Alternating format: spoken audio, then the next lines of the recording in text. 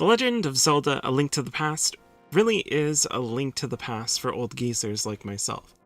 I played it when I was a little kid and was mesmerized by all the different places that I could explore and all of the items that I could use.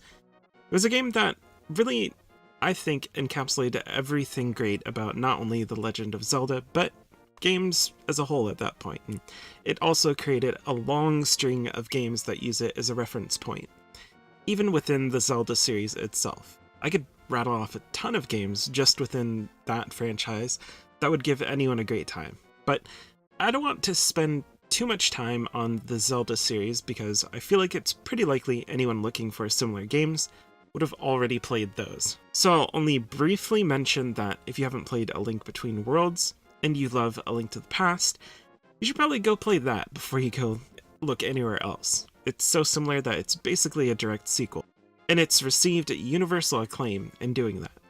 While we're on the topic, definitely check out the remake of Link's Awakening as well. It has a ton of similarities, and it is also a really great game. It's well worth a playthrough.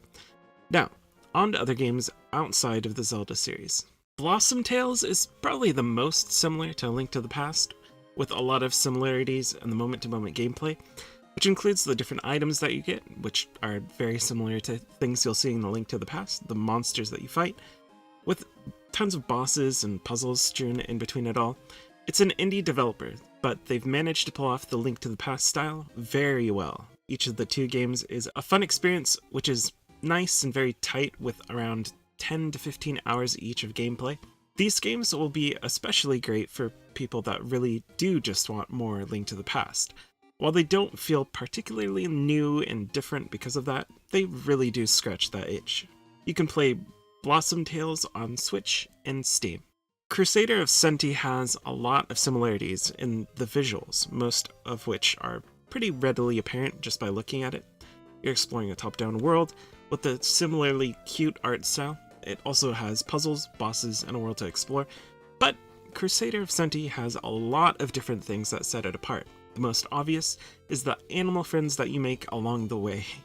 You need to explore to find them, and they can give you different abilities. Crusader of Centi is also more story-focused and linear than A Link to the Past. It doesn't have quite the same type of exploration that A Link to the Past does, including in how the overworld is explored.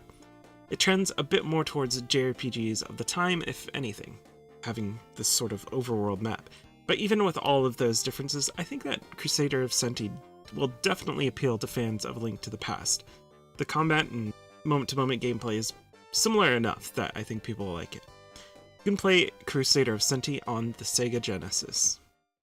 I'm pretty sure I read on a forum somewhere that CrossCode is A Link to the Past on crack, and honestly, it's not the worst description that I've heard. It has a good amount of similarities to Link to the Past, the perspective, exploration through a lot of different areas, dungeons, bosses, and puzzles, much like the rest of this list, with layouts to dungeons actually having a pretty similar room-to-room structure as many of the Zelda games. But it adds on new components. A lot of that is tied to projectiles, as different puzzles that use projectiles in really interesting ways, and overall, CrossCode's moment-to-moment gameplay is much more quick-paced. Part of that, I think, is down to CrossCode being a more modern game, which means it has a lot of the things that we've become accustomed to, especially in the menus, and having quests tracked for you. CrossCode is an incredible game, well worth the playthrough for fans of this genre. You can find it on all current-gen platforms.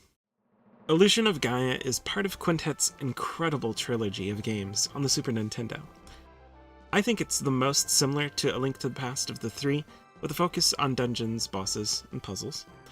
What gives it a nice little flair of its own is the ability to change form. You will come across these statues that give the protagonist Will the ability to change into Frieden, a form that makes you much stronger, gives you new abilities, and allows you to get through obstacles you can't overcome in your normal form.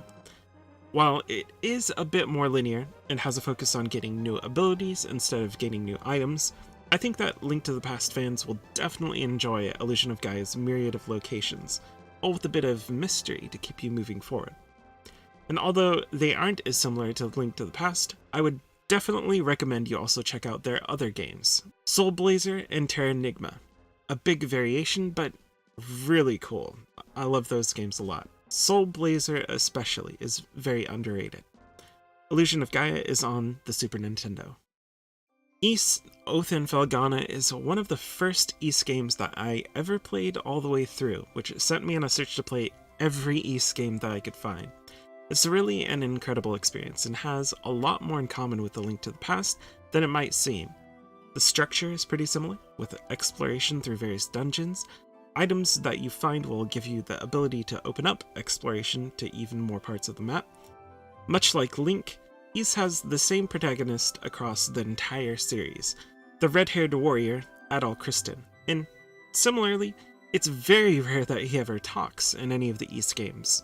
The differences come with it being a bit more like RPGs, with leveling and equipment upgrades, which at times can require a small amount of grinding, so you actually do enough damage to the monsters that you come across. But people that love A Link to the Past will find a lot to love in Oath in Felghana, and it will open them up to an entire series that has lasted nearly as long as The Legend of Zelda. Ys Oath in Felghana is available on all current-gen platforms, and it might actually be getting a bit of an upgrade. There's been a sort of HD remaster thing called Ys Memoir that was released in Japan. Still unclear whether we'll be getting that though. So there you go, 5 different games that have a good amount of similarities and some differences that will give you something new for fans of The Legend of Zelda: A Link to the Past. And before I end, I would recommend anyone who loves A Link to the Past go try out some of the Zelda series on old handhelds as well. The 2 Oracle games, Minish Cap, and all the others. I think a lot of people tend to skip out on those, but they're really great. That's all for me, so thanks for watching.